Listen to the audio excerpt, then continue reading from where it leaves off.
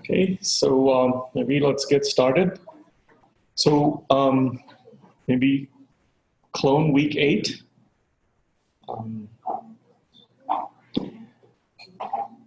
So basically, do you know how to clone?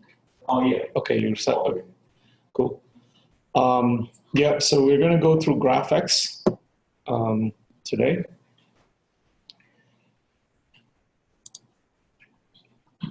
Okay, so I should say that the Canterbury Tech, which is the local software cluster, invited me in their technical stream to give a talk on Tuesday, a couple days ago, and that was kind of fun. And they had Rick Beatson from the computational maths group here also introduced and said a few words about other expertise in the school to the local industry, so it was fun. And we got a bottle of beer as well, which was great. Sorry, wine. And the nice thing is you get free beer at this event, so I had some 4 pints before my talk, so it's really good.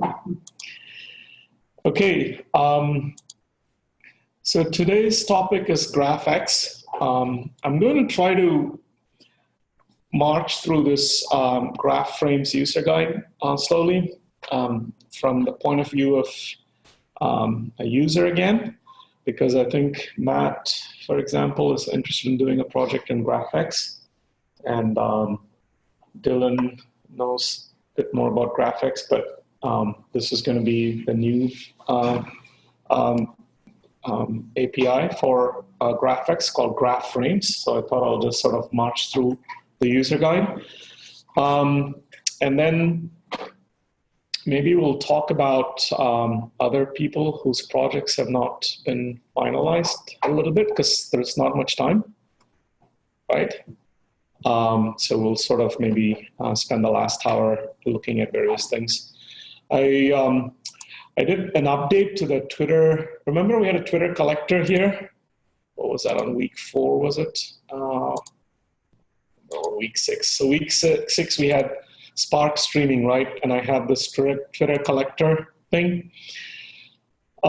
This one's not very robust. I mean, this was more for showing you the various pieces of how to do the collect data from Twitter, Firehose. So what I've done is made a much more robust version of this. And I, in fact, ran this because I thought maybe Matt or others could use this as a starting point to do an interesting project. So let me briefly take you there. So I believe it's in my home, sandbox. Twitter generic collector, this notebook. I haven't shared with you yet to really make this robust. But the generic Twitter collector is essentially a functioned object version of that notebook.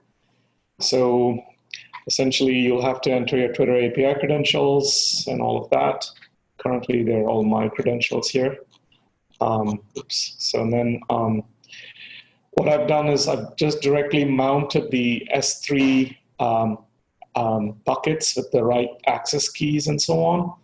So now the nice thing is I can start collecting the data in my S3 data bucket. Okay. So the nice thing about putting it in S3 is it's just you just have to pay for more and more storage. So it's totally scalable. Okay. So essentially what I was doing is we used this Google JSON library to essentially convert the Twitter stream into a JSON stream. And then this creating function, which is what we used for our simple example, with the random numbers concatenated with some string. That's what I was showing you. I've basically brought that same design into this Twitter collector that we were doing not very robustly. So this will essentially set up your streaming context, and then you can have it collect collect tweets and turn them into JSON strings, and then you can decide how often you want to collect. So I think I've done for every 5 minutes for 24 hours. So you can set the total amount of time you want the streaming job to run, and then the window duration. So all the tweets in every 5-minute window from the whole planet was turned into JSONs and saved, okay, in S3. And Paul did a calculation through Amazon's S3, and it's around 15 gigs, so it's not a lot, okay?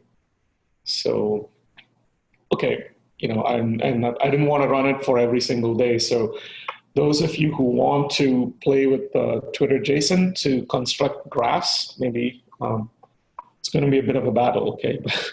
But then, you know, once you put some work, then you should be able to construct Twitter, sort of, you know, the raw columns from those Twitter data frames, and then those can be converted into GraphX objects using GraphFrames. So that's what I'll be talking about if you want to go down that track for your project, okay? Yeah, so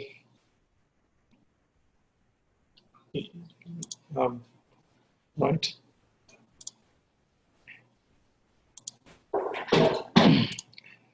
So Dylan is still doing the geospatial thing, right? Okay. Matt's doing something with GraphX. Dominic is doing something with random matrices, right? Dominic? And Shin, are you still going to work with Andre? No. Oh, you're separate now? Okay, fine. All right. Then you have an idea of what you want to do? I'm doing on the tensor space clustering. Okay, cool. Okay, great. And Baby? I'm going to be doing like steady supervised clustering. Okay. Okay, all right. Sounds good. Yeah, and I think one more student kind of disappeared, so I don't know.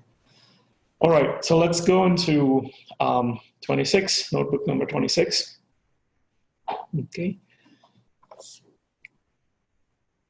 So the most important paper, or you know, one of the main papers, is this one. So I strongly recommend reading this. So this is your graph processing and distributed data flow framework, GraphX, all the key guys. I think Ankur Dev is one of the main active guys developing GraphX, and he's still doing his PhD in Berkeley, I believe. And okay, so GraphX is the distributed graph module that's sitting on top of Spark, and there's various algorithms you can do. We will do connected components and page rank. They're all in the sort of message passing class. And then there are more advanced ones like SVD++, and you can also do latent directly allocation using GraphX. So I think when we did LDA, that was one of the alternative algorithms we didn't have time to try. Okay. So this is an older idea already. This is 2014-09. So GraphFrames is this nice hybridization of SQL and data frames with GraphX. And in particular, GraphFrames allows us to use the SQL language to do interactive querying and things like this on GraphFrames. So I will not go too much into this, but here's a very simple example of a pseudocode for PageRank. So essentially, PageRank, recall, is formally, you can think of it as a Markov chain on a directed graph, right? It's the stationary distribution of a specific Markov chain. So that means intuitively, you're at a given node, which is your vertex. Could Kunal N please mute your mic on your end? All right, so let's see.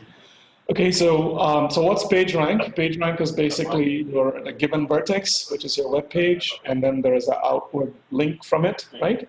There's another web page, so these are vertices in your state space or your graph, And then you essentially, with some probability, usually 0.85, you choose one of the outgoing edges at random and follow your nose. And then with the remaining probability, say 0.15, you either stay put where you are, or you choose one of the other vertices uniformly at random and jump there, right? That makes any directed graph into a, for those of you know, into an irreducible Markov chain, right? Because of this 0.15 jumping everywhere.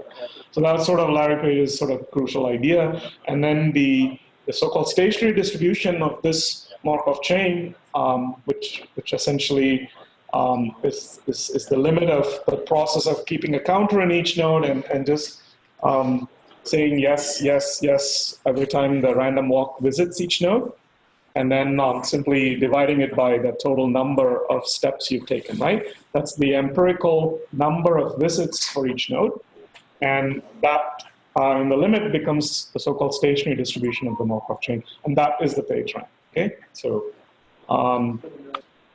the way PageRank is implemented is you compute the message sum, you get messages sent to all your neighbors, and then you update your PageRank score at each vertex from the message sum with this weighting, 0.15 and 0.85, and then you essentially iterate until you converge, okay? So this is a message, a local message passing version of finding out the stationary distribution of Markov chain.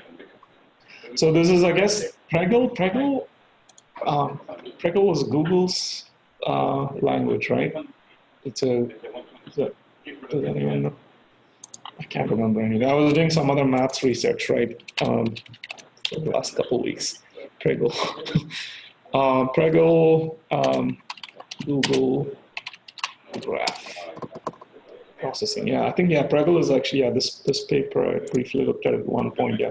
So this is Google's a system for large-scale graph processing, yeah, Google Labs. They have a very minimalistic language for distributed graph processing. That's where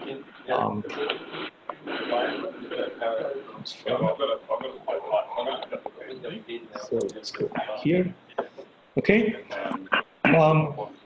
So please look at this paper if you want to get a much nicer understanding of what's happening in GraphX. Okay. We will just quickly jump into. So the other main thing you want to kind of understand at a high level is how are we going to distribute the graph itself, right? Because the whole point is the number of nodes is so large we cannot put it in one machine anymore, right? We can't store it in one machine.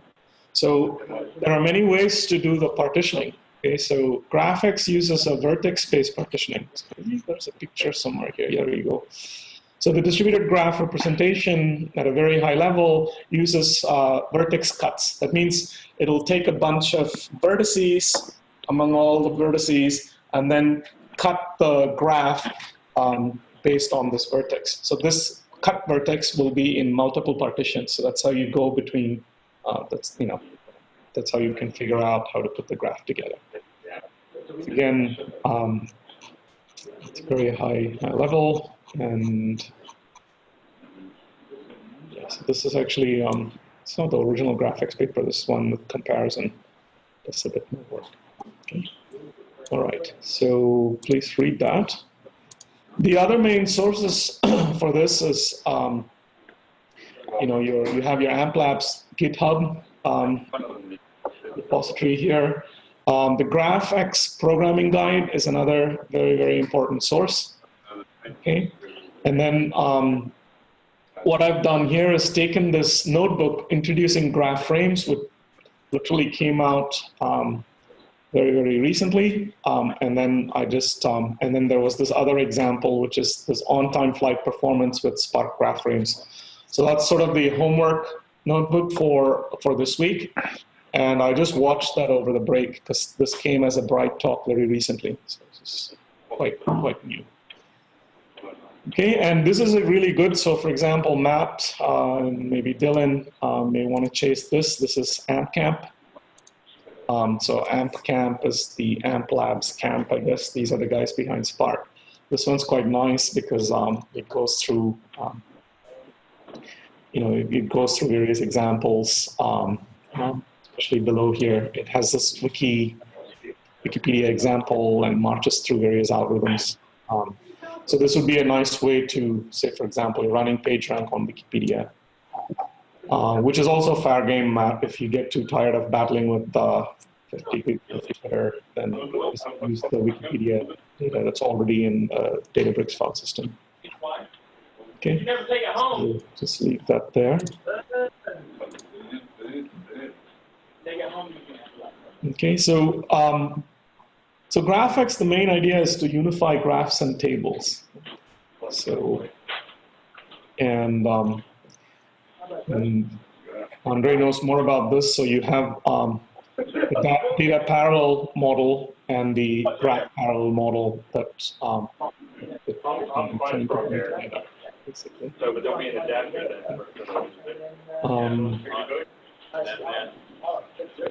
Yeah, so Kunal, hello? Yeah, so I have very little control over their microphone. So do they hear us? I am assuming so. Maybe he muted the speaker. Anyway, I'm not sure how to do it. Yeah. See, participants. There are 4 participants. Very good.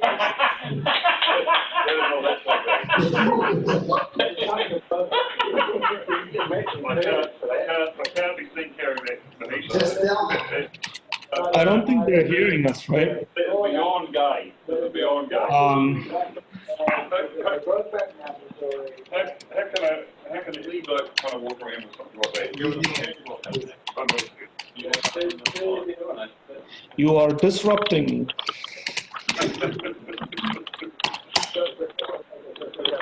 Yeah, I don't know. All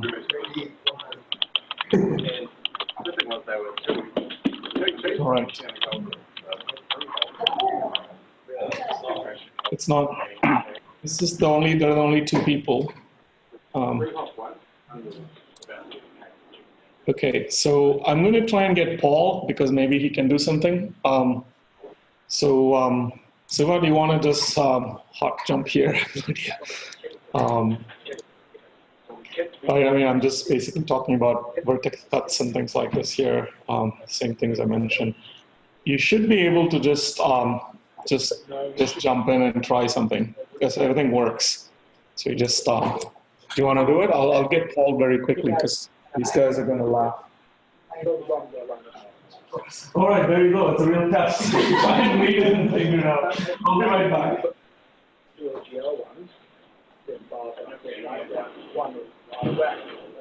wasn't him. It just disappeared. Yeah, I don't know GraphFrames. I haven't done GraphFrames. Nicely.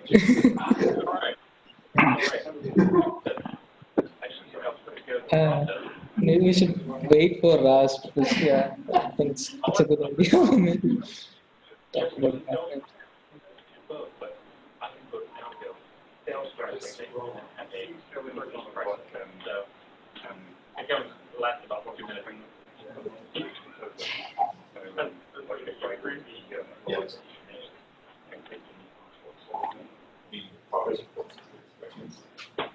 All right, Paul said he's taking.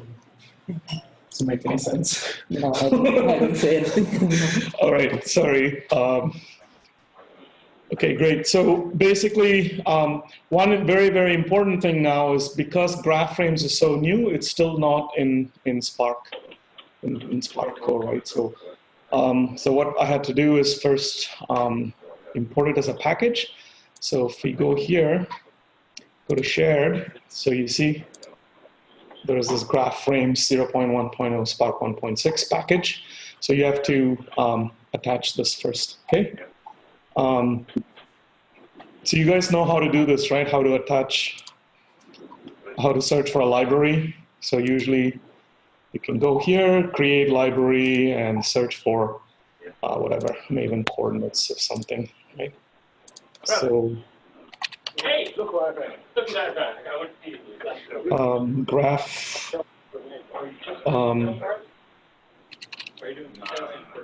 right, so let's see, search Spark packages. Oh.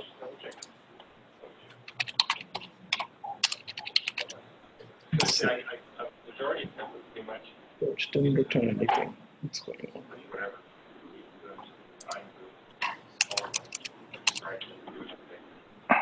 Okay, so here they go, GraphFrames. So you can just basically choose this and select, and then essentially that's how you get a new library. Okay, that's how I've been putting like the Google JSON library and whatever you want. Okay.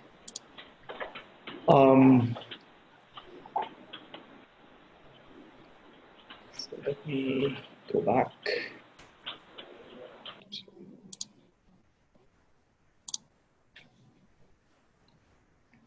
Okay, so once the library is there,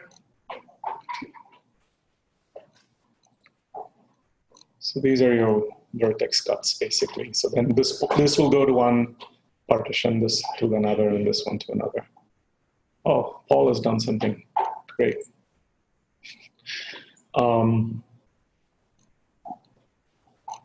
Okay.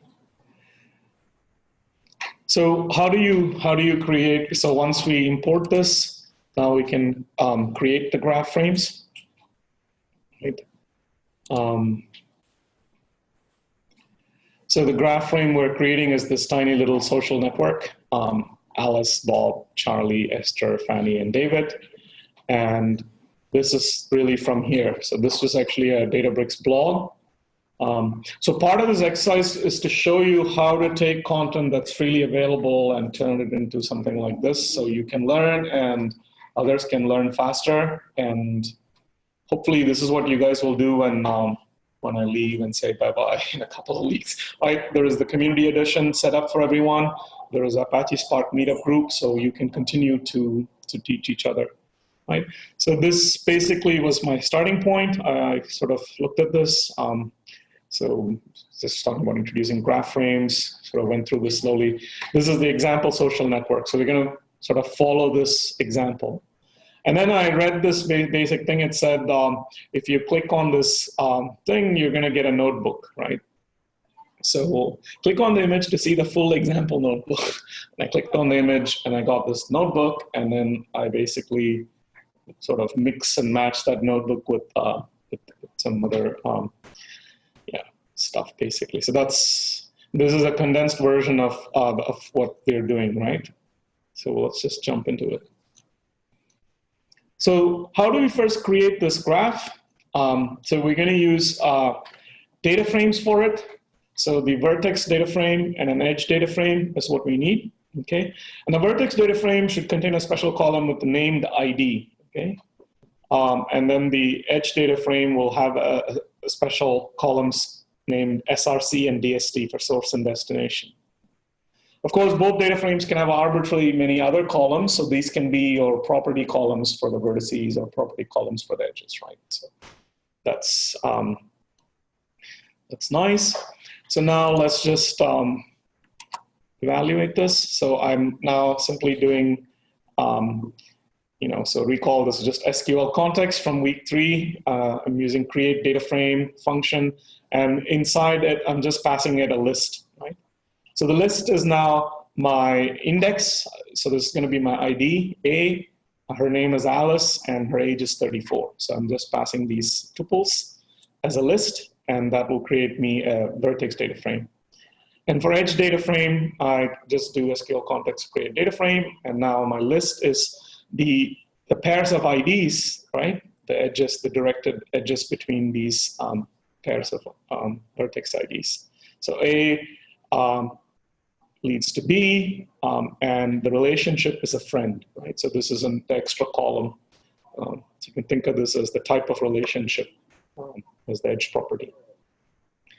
And then once I've done that, I simply convert that to a data frame and call this column names to be source, destination, and relationship. The same way I've done this here, convert it to data frame and call this to be the special name ID. So this guy and these two guys are necessary, right? Okay, so that's created me 2 data frames, the right names for columns. Now, to create a graph from these vertex and edge data frames, all I have to do is just call val g GraphFrame VE, right? So you think there's one person who doesn't know Scala. So val is like Scala's immutable type for value. Okay, so then right here, so remember Mark Armburst got this really nice tweet, right? We did this wiki click analysis with Spark SQL on week 3 or something, right? We were looking at Donald Trump's thing. So there was a D3 thing, right? So I basically went and grabbed it and put that here. So we want to try to visualize this. So now G becomes a graph frame, which is some kind of wrapper. And then let me just show you this thing. This can be handy later. So this is, I'm just showing the code. So this is exactly the same code that we used there to do this D3 graph stuff, right? So I basically put the same code here. Let me hide the code and actually run it. So now my d3.graphs is there. So let me just check. If I ask for help, it's telling me how I should create a D3 visualization of the graph. So this will be nice to have.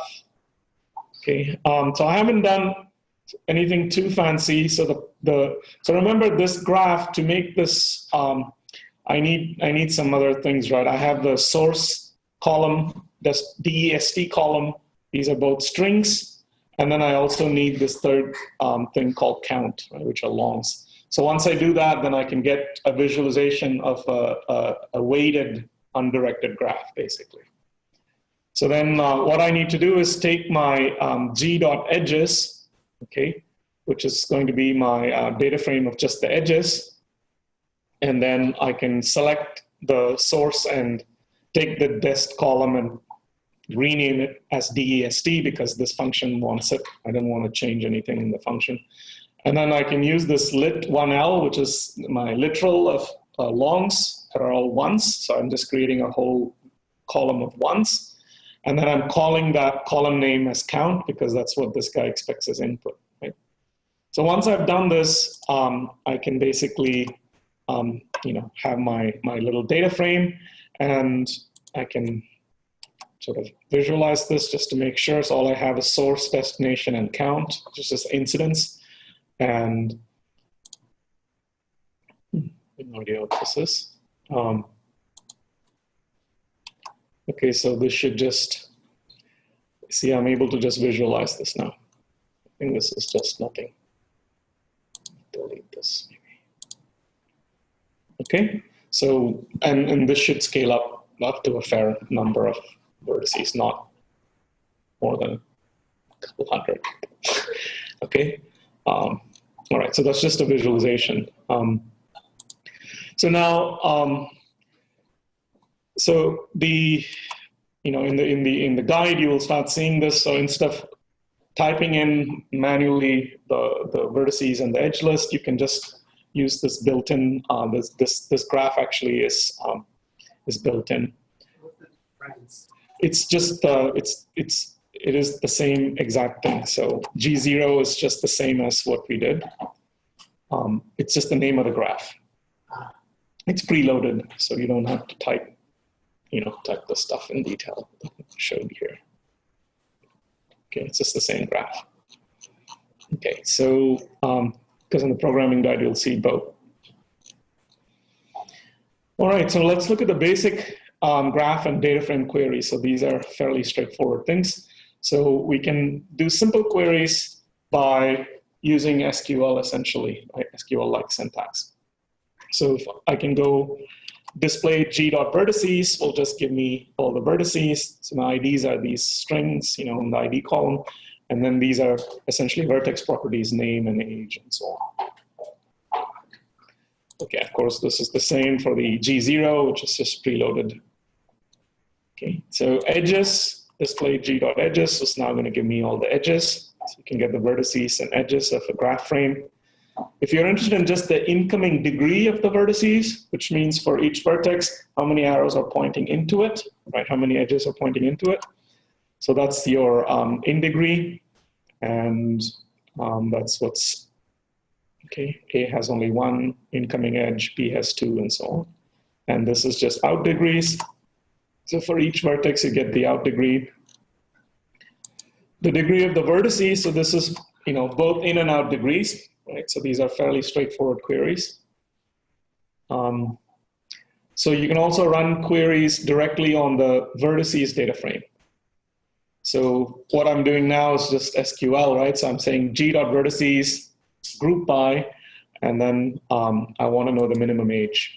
So this I'm calling new val youngest, and minimum age is 29. So these are, again, fairly straightforward, direct, simple queries. Here we are doing a filter. So we go through the edges, and then we filter the edges that actually satisfy the relationship column of type follow, right? So this is following relationships rather than friends. So yeah, okay, so this is the number of followers, basically.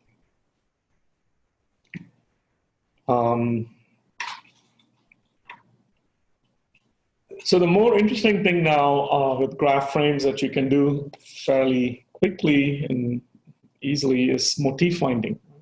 So motif finding is very fundamental. You can almost think of it as a sort of rawest non-parametric signal in very large graph data.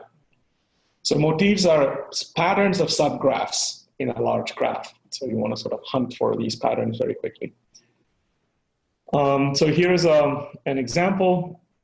So we are saying motifs is g.find. So this sort of syntax is saying there's a vertex A and a vertex B, and there's an edge E1 going between them. So you use this parentheses and curly braces and sort of this starting arrow and ending arrow thing.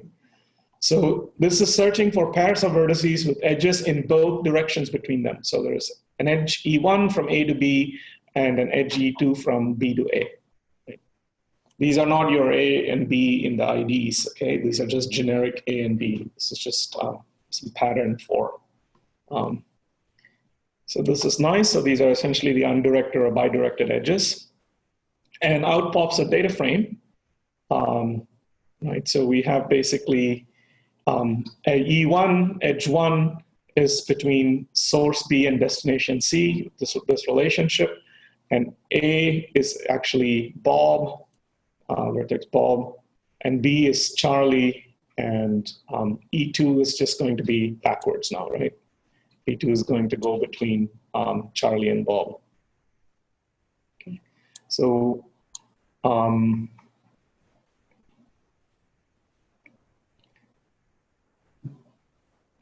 so you can make these patterns quite complex. So you can, of course, filter it further, right? So you can say now, take the motifs and then filter it so that b.age is greater than 30. So this will only give me, yeah. So the graph, it is always preloaded on the database, right? Yeah. So it's not lazy graph. It's all materialized. It's all materialized. So before you do any search, you actually need to have all the nodes and edges in memory. Otherwise, you need to do some database scanning. Yeah, so I think you need to have, so once you take an action, then yes, you need to be able to load all the vertices you want to do the algorithm. So in that sense, it's static. Yeah, you have to load it. And I mean, it can be done lazily in the sense that until you take an action, it won't do anything. But once you take an action, then it needs all that input to be ready for it to go. And So you're just thinking that algorithms like pathfinding, they are more efficient when they are lazy because you don't need to go here. You just load where you're walking. Yeah, true. Yeah. So there is a talk that it's a 2 hour 10-minute talk that Ivan sent me 2 weeks ago. I'm still watching it, and it's crazy. There's something called Pancake Stack. You will love it. So it has all these, each letter is for one of these things, and so they're bringing in Neo4j and mixing it with Spark and using each one for its specific use case, and Titan and all of this stuff. There are Docker containers ready for it, and I think I G plussed it. So if that's what you want to really descend into, because they're using various graph databases together. Right? They're using Spark for one thing, but then they're using these other things as well. It's way too much engineering, but yeah, it's so these are the same people that came up with SMAC that are doing Pancake Stack, or some group. Yeah. With the Motifs, can you hard code part of that? So then I can say, like, give me all the paths passing through this node, or all the paths that are leaving this node, so then you make. Yeah, there's actually a lot more. So so I'm giving you only the simplest ones now. We can actually start aggregating messages as we start. This is so there's something called stateful pattern finding. So you can actually keep some things in memory as well and walk down specific paths. So it's quite rich. So I'll show you this in a second. Okay, so here's a little you try, right? So maybe you guys should really try this. So I'm not really sitting here. And so the problem is search for all directed triangles or triplets of vertices A, B, C with edges going from A to B, B to C, and C to A, right? So It doesn't tell C to A. Okay, so you do that. Okay. Well, I see. I mean, this is because otherwise it just gets too. It's like I'm just doing a little show, So you can call this E3, right? C. It needs to be C to A. B to C to A, yeah. Right. So this is. Did I do it? Yeah. Okay, so you can play with more interesting patterns. And of course, if you have a large graph, you can do interesting things, right? Because these motif findings are very, very important, right? You can easily add value to different problems, right? I want to find every guy that's talking to a guy who doesn't talk back to any of them. You can do all sorts of interpretations depending on what the graphs are representing. Okay, so you find that same 3 people that it's finding all triplets of them, all ordered triplets of them. Okay, this may be what Steve is saying. So this is slightly interesting, Steve. So now we are doing sort of stateful queries. So there's some state that's being updated as we are sort of marching down, right? So here's an example. So suppose one wishes to identify a chain of 4 vertices with some property defined by a sequence of functions. So you have, say, a chain of 4 vertices A, B, C, D. Let's look at the problem of identifying the subset of chains matching this complex filter. What is a filter? So you initialize state on the path. So it'll be some state you initialize at the beginning, and then you update the state based on vertex A. Okay, so whatever is the first vertex in your path, that's how you're going to, there'll be some function that depends on some property of A maybe. And then you update the state based on vertex B and C and D. And then in the final state, if the final state matches some condition, then the chain is accepted by the filter. It's very powerful. So you're, what do you do? I was saying parallel process of you get result. Yeah. But like your whole PhD stuff on subgraph-based word sense disambiguation or whatever. So yeah, I mean, you can do a lot of stuff with these primitives, right? Okay, so here's this example. So we're going to demonstrate this process where we identify chains of 4 vertices such that at least 2 of the 3 edges are friend relationships. Why not? So So maybe people are friends and followers, and you want to march through a path and see at least 2 friends. So this is syntax right out of the notebook, right? There's a lot going on.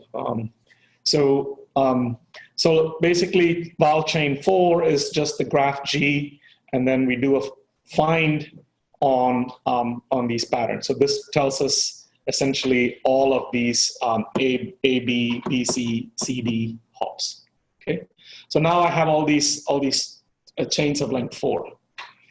So then next, what we're going to do is so we're going to have the state as CNT, which is going to be our variable for the state. And then we're defining a method for updating the state given the next element of the motif, right? So here the function we've defined is called SumFriends. SumFriends take the state CNT, which is going to be a column of the data frame. And then the other column is the relationship column, which is there, right? It's an edge property column. And then we're just going to do this, we're going to output a column, and then the body of the function basically identifies when relationship is friend, increment count by 1, otherwise leave count alone, right? So it's a very nice, simple function. Of course, we can make this more complicated. So then what we're basically saying is, I don't know why they call this a sequence operation. So it's just some Scala specific thing, but basically they define a sequence SEQ, and the sequence has our edge labels, right? Our edge labels are A, B, B, C, and C, D in this pattern of chain 4.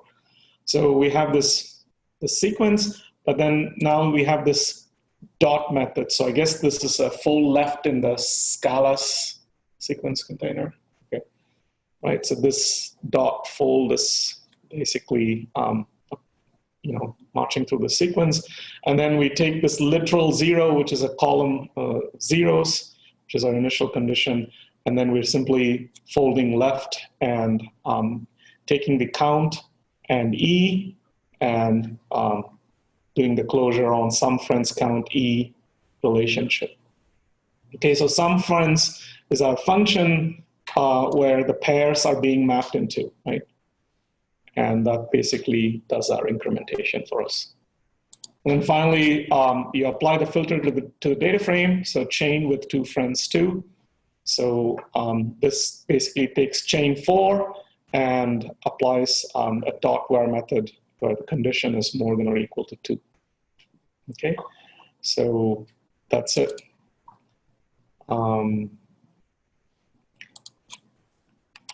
So I haven't thought about this much more deeply and sort of understanding the syntax very recently. So suppose, I have a very simple question. So in Steve's problem, let's say you want to, so in Steve's problem, right, or this is personal problem, academic problem, right? So he has a bunch of nodes, and each node is a word, okay, abstractly, and then edges are somehow pointing to how much they co-occur, for example, in a document close by, perhaps. And then there are all these databases in this community. They use all kinds of, what do they call, knowledge-based, right? And so WordNet and BabelNet, and there are all these other sort of big data structures that can help inform, inform, say, disambiguating one sense of a word from another sense of a word. So usually these algorithms are marching on graphs, and often they have to look up at other graphs, other graph databases. So if you wanted a stateful walk on paths or some sub-patterns in this graph, then I don't know, you have to somehow carry that right? Because here I'm just doing a plus operator with 1 and 1. There's nothing that needs to be carried inside here, right? But if I wanted, say, BabelNet itself to be locally available on all the machines, right? So you have to do some equivalent of some kind of broadcast of all these things, right? So it's going to be important tricks. But yeah, but if each database you need to look up is not too big, then, I don't know what the syntax would be to actually do this. So, each node is going to be able to look up this database and update this stateful process. Do you know what I mean? Yeah. In reactive way, it would be easy to do. Yeah. So you just respond to events rather than having synchronous structure. Right. So when you have got, for example, we look at the actor stack. Yeah. The idea of actor is basically you have got an actor which defines a unit of functionality which combines two things. Yeah. One is the data, and the second is the logic associated with that data. In the case, it's, let's say, condition, some logic.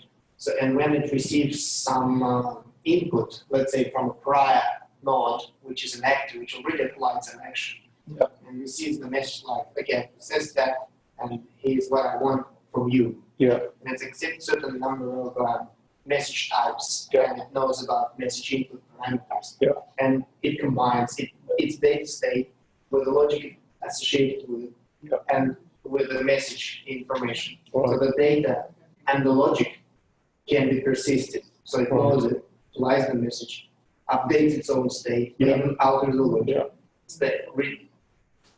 persists that, and responds back with the message either back or to other actors to act. Right.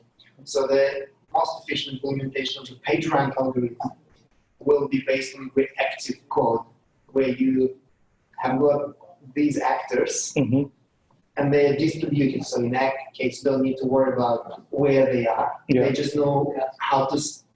You just have a single API send a message, and the underlying layer knows how to reach particular actor by its magic big ID. Right. So it routes that, and in that case, you're not actually waiting until somebody completes that, because you start with another machine and just loop in every single actor, just receive events and responds back. So, but I mean, I think, but I guess here the model will be somehow you have to broadcast this information, right? I think you've done things like this before. Yeah, that's essentially what people recognize, like just the whole, it's a whole synchronous message passing step.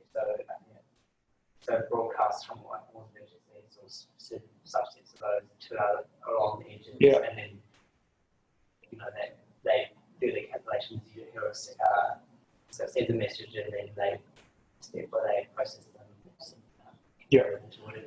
That's how they.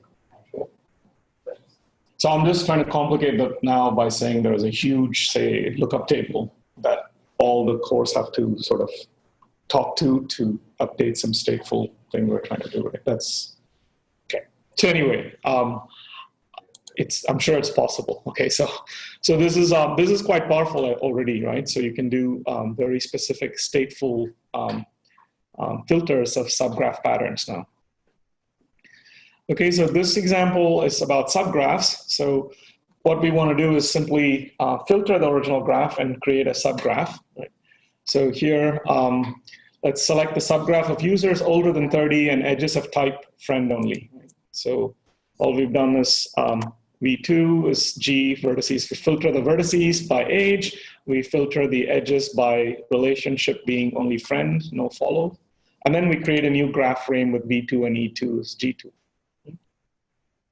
So that's pretty straightforward. And now we already have a subgraph. So Matt, for example, this would be a very nice way to, to create your original graph of Twitter, say, but then before you take an action, you would have done a whole bunch of filters and you're only interested in some particular subgraph. So for example, it should not be too hard, a lot of syntax, but you should be able to take the 24-hour Twitter dump and look for people that are saying something specific. Someone, say responds to another tweet, and you can, say, this guy maybe has a swear word or whatever. I mean, if you follow Trump and stuff, those people that are very extreme left and extreme right, they're all kind of at each other. So you can pick up some kind of conversations. Okay, so that's that. And we can get the edges of G2, the subgraph again. So they're all friends now. So we can quickly do a D3 visualization of G2, right? Because I just have to do G2.edges.select source DST as DEST, lit1L as count. So this is just the incidence graph visualization. Okay. Here is the complex triplet filters, right? So, so we're trying to show how to select a subgraph based upon triplet filters, and these operate on an edge and a source vertex and a destination vertex. So these are now seen as triplets. So what's happening here? So so we're selecting subgraph based on edge E of type follow, and then we want pointings from a younger user A to an older user B. So how would you do it? So you'd say paths is my graph, original graph G dot find. So I have A and B in this pattern with edge E. Now I simply filter the E relationship to be follow and the age of A and B to satisfy this inequality, right? So you can quickly see how we can do the filtering and the subgraph pattern-based path finding in one step. And here we go. So, and then I'm just selecting only the source destination relationships of this paths, of this pattern filtered paths. And then I'm just turning that into a graph frame G2. Okay, so now my G2 is all these people. And I guess they're all here, and their relationships are, so just C and D, C and B with relationship follow, and E and F with relationship follow, I guess, are the young people following the old people. That means. Okay. Okay, so now let's look at standard graph algorithms. So stateless and stateful patterns. Now, so standard graph algorithms, once again, these are all under the hood. A lot of them are done in GraphX actually. So what's happening under the hood is GraphFrames is getting converted to GraphX, and you're calling the original GraphX APIs for a lot of them. Okay, so the core algorithms are breadth first search, connected components, strongly connected components, in this very generic sort of label propagation algorithm. We'll see a particular implementation of it in community detection. And then PageRank, which is and shortest paths and triangle counts, right? So if you want to go ahead and implement your own algorithm in GraphX, that's not one of these, but something interesting. That's a very good project for the course. But yeah, being able to use them is also very good. So breadth first search. So what I've done basically here, if you see, show code, kind of did all of this in the last couple hours. So basically I just went to the user guide. So remember, this is a package still, so you have to go to this GraphFrames GitHub IO user guide and then find the right place. Okay. So what it does is simply, it finds the shortest path from one vertex or a set of vertices to another vertex. So you have a set of source vertices and a set of destination vertices, and then the algorithm simply finds the shortest paths from this to the other set. Okay, so, and here's, well, you can chase this in Wikipedia if you really want, and so this is simply breadth first search. So you start with the vertex and just start fanning out, and you have your initial seeding or source vertices and your target vertices, basically. So anyway, if you go in here, then use the right click and go back. Okay, so Okay, so here's the example. So let's just jump directly here in our example. So we are searching from Esther, right? This is the vertex label E, for users of age less than 32. So, so we just have a source vertex, and so there it is.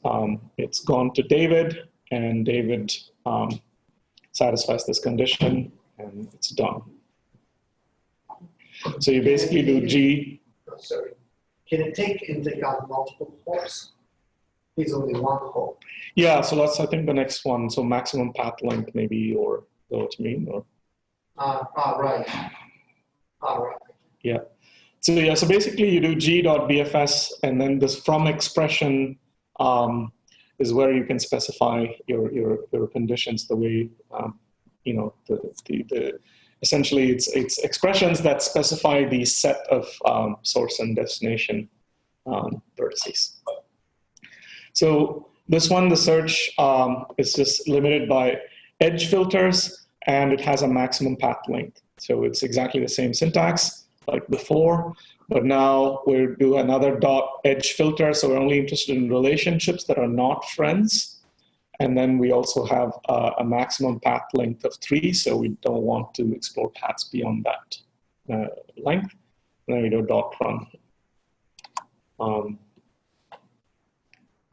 So this, again, will be a nice way to make sure things are not going to go crazy on a very large graph that, you know, the shortest path on a very large graph could be from one end to the other end, right? If you get unlucky. So.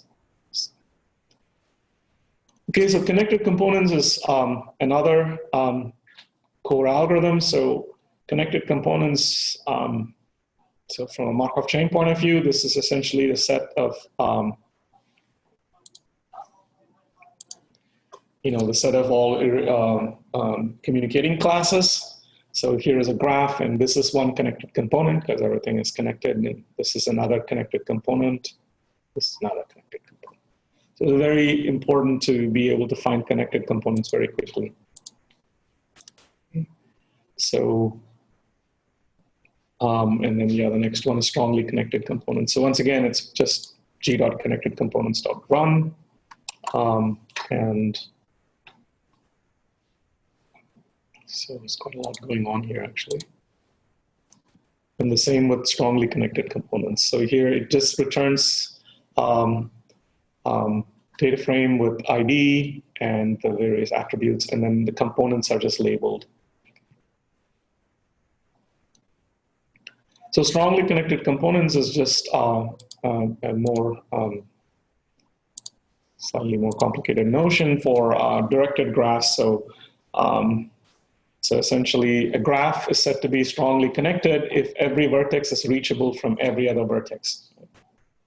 So, so if you have a graph, then it'll have various strongly connected components.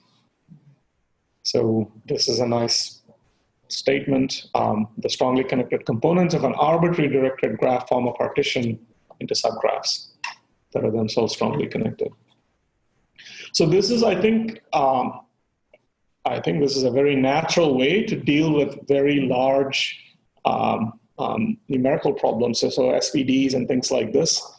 That, you know, I don't know. Dominic might know more, but are there any methods, Dominic, where you can look at the strongly connected components of a very large graph and maybe do some kind of SVD within each one in some sense?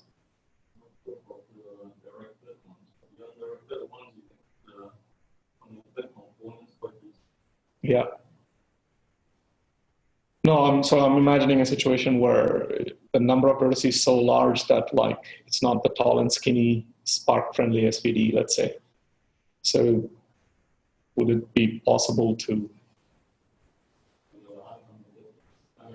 Yeah. As long as you can do the SVD, you can find it. Sure. Okay, so yeah, anyway, I don't know. So I was thinking like, well, okay, So I think that a lot of interesting things can possibly be done by message passing between vertices as well. It's not as explored, I think, in numerical linear algebra. The case of strongly connected components is sort of basically the same, and you can once again get them. So each vertex is going to belong to a particular component, and I've just ordered the components by their ID. So let's look at label propagation in a little bit more high level. So label propagation is this is static label propagation, and it's useful for detecting communities in networks. And this is again a stochastic algorithm. It's not guaranteed to converge, just like the other one we've seen. Do you remember the algorithm we've seen so far that is not guaranteed to converge? It's a quiz. We saw an algorithm that non-parametric, yeah. Right. So k-means can actually have very, very bad behavior, right? And for different initial conditions.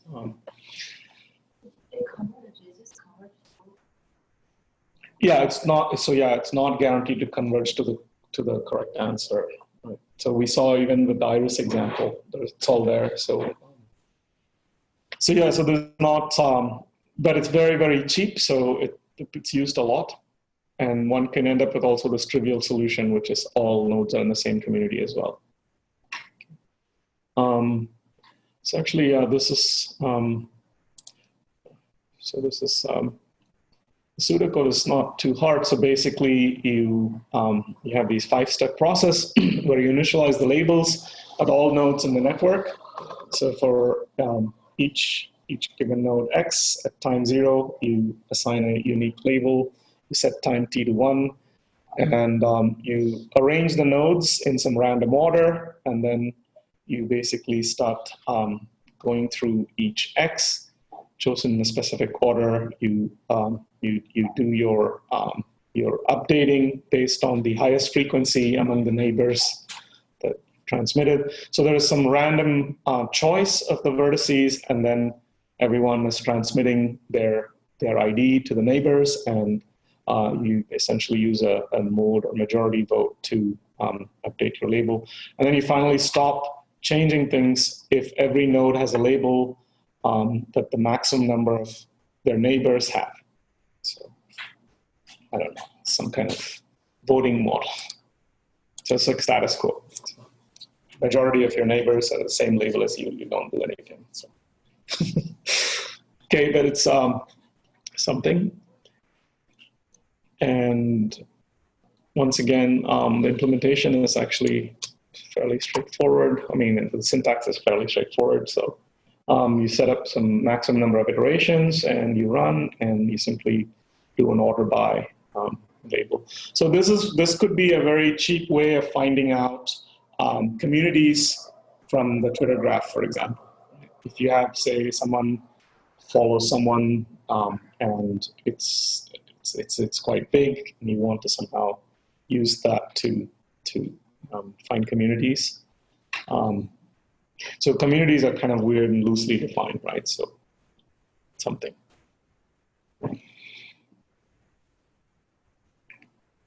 Okay, so PageRank is what we've seen before, and once again, PageRank, like a lot of these algorithms, what's happening is this is just a wrapper on top of GraphX. So if you really want to understand this, you descend into the GraphX implementation. So the reset probability 0.15 is the probability with which you either stay put or choose a vertex at random to jump to. And then there is a tolerance 0.01 is the consecutive difference between the ranks achieved by each vertex being no bigger than 0.01. So it'll keep running for that amount of time. So this took about 45 seconds before. So Alice has the highest page rank. It's just the most popular. Okay.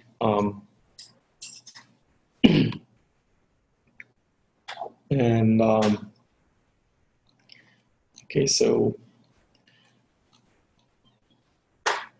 So there's personalized page rank as well, where you can now start from a particular vertex.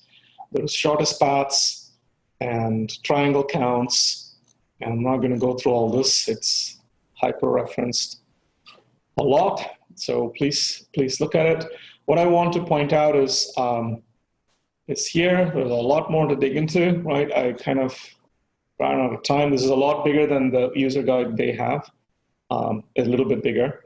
So what I would probably do next is get into message passing via aggregate messages. So this is in the user guide. I haven't played with this yet. But once you start doing message passing using this aggregate messages syntax, you can do quite a lot of things. In fact, Dylan was trying to do something similar, but in the GraphX version, where trying to pass sets, right? At one point. Like sequence of. Yeah. Like pathfinding. Yeah. So I guess each node was passing its vertex to its neighbors, and the neighbors will aggregate the received vertex IDs into a set and sort of. This will avoid loading the graph. Like it's probably not load bits of the graph that are like not activated.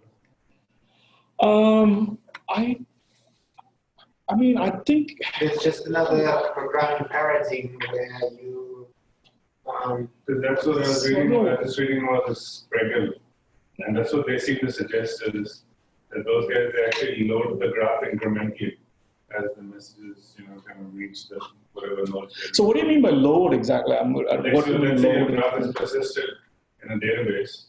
Okay. Yeah. Right? Your vertex, it's a massive graph, so it's not in memory. Yeah. Right. So basically, you don't want to load the whole thing into memory. Yeah. If you're not Sure. So I'm just saying that this the message passing, is that actually doing that? Is it just loading the bits that are necessary? I mean, this is all RDDs under the hood, right? Everything is RDD still, right? So, I mean, I can clarify that. So in the Spark, the whole graph is loading, and you cannot have lazy loading graph. So it's all loading. But the okay, load it into HDFS or whatever. whatever, it's in memory. That's in memory. Yeah, yes. But this guy of the messaging, it's just a programming paradigm which is really well fit into the case of lazy loaded graphs or partially loaded graphs because it doesn't keep everything in memory. The state travels through the message. What you're saying is that this particular implementation still will load the graph into memory. The graph and the particular implementation are not related to each other. It's implementation of the programming paradigm over Spark graphs. Yeah, but Spark graphs are not lazy loaded. Not lazy loaded. They're loaded up from. At least I haven't found a way to load lazily. Because I mean, the thing is, if you want lazy load stuff, then Spark has to have the ability to say, okay, give me all the vertices that are connected to this vertex from some persistence layer like HDFS or Cassandra or something like that. So I don't know if it does that or not. Yeah, it does that. In the way you construct your graph initially, you're specifying my vertices are coming from that source and my edges are coming from that source. And if that source is from the database, your graph will be constructed from the data from the database. It will be just simple mapping from tables to edges. The problem is that as soon as you start applying some algorithms on the graph is entirely materialized into the cluster. Yeah, but what I'm saying is that if it knows how to create the edges and the vertices, then it doesn't need to materialize the whole graph. Unfortunately, it is not implemented in Spark. So it's not implemented. Yeah, this particular what's that? Messaging. No, I think you can because what it does is you can easily construct the graph. It doesn't have to catch everything. I don't think you need. Like if you start doing a breadth first search, it will not load the whole graph. No. You're missing two things. The first thing is that the typical algorithm and the programming concept, for example, messaging, it does not require a graph loading. But the implementation of the Spark. Unless you take action, it's so easy. It doesn't need to. No, what he's saying is that once you take action, Yes, It'll it actually loads it. load the whole graph into memory. Even if that action is just to do a Depends on single. how if you do, you can still ask it to do part of the memory, part of the disk. It doesn't really, it depends What do on you- how you say you cache the pieces. Okay, it's a long discussion, but I mean, So the present thing is not open source, right? I think so. I think it's Google's or And there's like this other thing called Giraffe. it's a It's lot. apparently Yeah. open source version of regular thing. Yeah, so I mean, there's Giraffe and there's a lot of stuff, Grapho, and I mean, I don't, I haven't. I think my sort of experience with GraphX has been pretty limited, but I think from from reading the paper, what you can gather is that I don't really understand this loading and unloading, because it's still RDDs under the hood, so But it's still RDD. so all of that. Yeah. separate two things. One is the algorithm, another is the data it deals with. Yeah, no, I If you understand. separate that, so the data you deal with is GraphX. Yeah, so the messages, for example, are going to be passing between vertices in that partition, right? So there's going to be very little communication. So I mean, all of those things are going to carry through, right? So I don't. The DVs, from an engineering point of view, there is importance here. If you have got the algorithm, which can be implemented based on a state delivered through a message, you don't need to have the entire graph loaded. What you can do is to load them asynchronously ad hoc. As soon as you receive a message, the system knows this message is targeted to a particular node. You load that node, just that node, apply that message, save the result, and forget about that. So something like that. But it's not how GraphX is So you implemented. have a graph of 100 million vertices Yeah. and some edges. And you've got this graph and you store it on HDFS. So you say you do vertex cut partitioning and store it. Whatever, you Yeah. store it on HDFS Yeah. somehow, right? And then you construct, in Scala code, you construct your graph frame. Say, okay, this is where my vertices are, this is where my edges are. So right now, the graph frame is materialized, so your stuff is still sitting on HDFS. And then let's say you start a breadth first search on this graph, starting from some like 15 vertices. So what Andre is saying is that the way it's implemented right now in Spark is that it will retrieve all of the stuff from HDFS. Yes. Mhm. And it will load it into memory or disk or whatever. Okay. It'll basically bring it into Spark Okay. and then operate on it. Whereas what you could optimally do is initially you just load your frontiers, like you just load your frontiers. You don't need to store all of it. Yeah, so effectively, if you want to find the shortest path Okay. from A and B are connected together, and there are millions of other nodes. You start from A, but it brings the whole graph to find the thing. It's just single step from A to B. Right. So it's just implement, because it's backed up by RDDs, it needs to have it. I think that's what Google claims that they do that better, that they don't Right. load the whole graph. They kind of, they retrieve incrementally whatever is needed. Okay, that sounds good. I mean, I know these guys are talking about indexed RDDs, and so the whole thing is the engineering end of it is, and then with the pancake stack, they're doing, I don't know, so many things together now. It's way too much magic. All right, so one thing I thought would be nice, so if I, for example, had more time and I wanted to do a project myself, I would do belief propagation. I'd try to understand this algorithm. So essentially, like GraphX, GraphFrames provide primitives for developing graph algorithms. So this is probably what I would invest more time into, because now you can customize your own aggregate message, your own algorithms. So aggregate messages basically send messages between vertices, and and you have a nice API in GraphX for it. But the same thing is also here for GraphFrames. And then the other primitive you need is joins. So this just will join message aggregates with the original graph.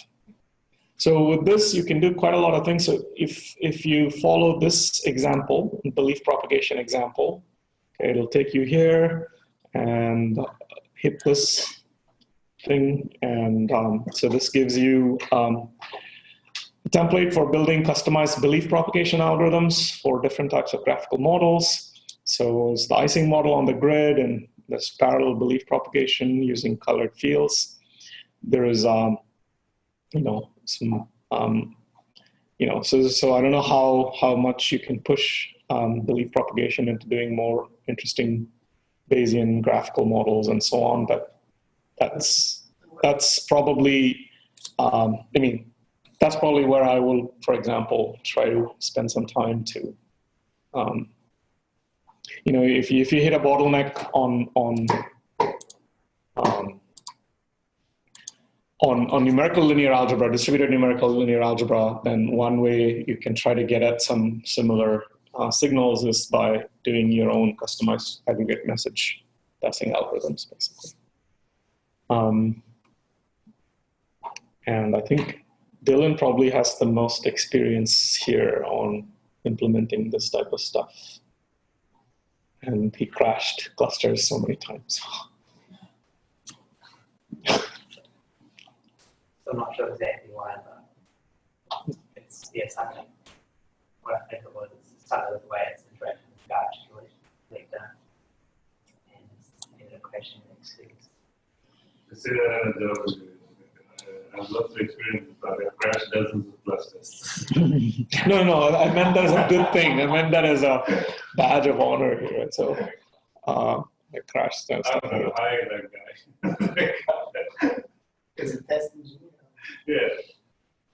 All right, so I'm going to sort of show you what else is here. So GraphFrames in Python, this is the original notebook. Okay, so I think you are into Python, right? This is mostly for you. So if you're a Pythonista, you can sort of follow through this. I tested this, so it works. So yeah, you can essentially follow the same example. It's a trimmed down version of the user guide. This is the original user guide in Python. So then this one, I am going to tell you this is a homework. So those who are taking the class or grade, I will monitor if they've done some activity in this notebook. It's a very nice bright talk. Okay, so from Databricks. This I like bright talks. This is a very, very quick way to stay on top of most interesting things. So if you watch this bright talk, I believe it'll start. Presentation preview. So it's a 53-minute talk. Do I have to log in? Oh, okay. All right. So you have to log in. Okay. So, because I guess my Firefox remembers everything, so I have no idea. Okay. So log in and you'll get a really nice video. Please watch it because it's from the Databricks guys. They know what they're doing. That's what I watch to, as well. But this notebook is different. This notebook is very interesting. It's about this on-time flight performance with GraphX for Apache Spark. And Ivan, when he was bored, actually converted the original Python notebook these guys had into Scala. And it was just really nice. So this is thanks to Ivan. And of course, he doesn't want his name anywhere here. I don't know why. Okay, so there is some value here, right? So I'm just basically redoing all of that in Scala here. But the original Python notebook they're running is right here. Okay, so this is the capital PY version. So this is what he's marching through. So, okay, so you basically extract various airports and departure delays, information from S3. So these are all in your Databricks datasets already. And he loads it, and he does a very nice the Scala version. There's a very nice sort of more real-world example. Okay, we did this baby Alice and whatever, this little social network thing. So I think it'll be good for you to go through this, and maybe you can even go through it now on your own, and I'll just walk around and relax, or you can do it at home. But it's worthwhile watching that video, okay?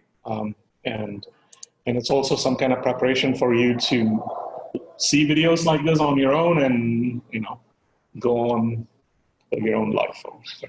So, okay. It's quite nice because it's got some useful interpretations. You can ask, what's particular patterns of airports and things like this. So exactly the things we saw, but we're now seeing it, in a much larger data set and finding out trips of certain patterns and so on. Okay. And this is also really nice. So once you have your destinations, you can find out, what destinations tend to have delays from this. This is some map, some vertex degrees, and so on. And it kind of has this really cool. The worst airport? I don't know, maybe Atlanta. I'm not sure. I think the biggest one is Atlanta, Georgia, for sure.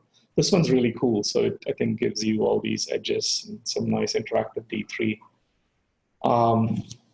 Maybe for Dylan's project, so overload Dylan. But so Dylan's trying to do something interesting in 2 weeks from now. So he'll probably do a good part of the lecture, I'm hoping. Right. So this is the geospatial scalable geospatial analytics stuff. So, and then next week, I think Siva is. Are you still going to do TensorFlow? TensorFlow is not working on database. Oh, really? I believe it is H2O. Oh, okay. What about H2O? Yeah, that's Okay. So did anyone else go through the Udacity course by Google on deep learning TensorFlow? That was the sort of suggested homework for the break, right? Did anyone do that? Okay. I guess you guys are, I don't want to say lazy or, no. Well, okay. So I have just, so Siva has been going through it. So, and I think, so the deal is Siva is going to do that whole lecture on his own. And I'm going to relax and watch it. And again, that's a very important skill because you're going to get something new in a couple of years from Google again, or whoever, Facebook, and you have to learn the maths behind it, and at least a high enough level like Udacity or whatever, and start coding, right? So that's again, hopefully one of the skills that others can get as well. So, and after Siva's week, which is next week, we will do like a pair thing, but Dylan's project presentation is essentially the second half of the following week, okay? So that's geospatial. And then the following 2 weeks, right, is all the remaining project presentations. There's not a lot of time. You're done with your project, or? I will talk to you. Okay. So, and it's also an opportunity for others to do projects as well, right? So those who are observing students are welcome to do something.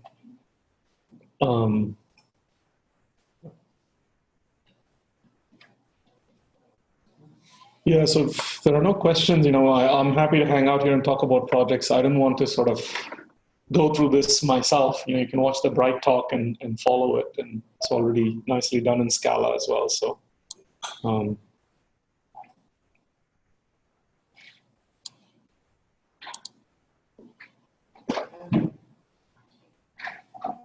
Okay. Yeah. There's no more lecture. Okay.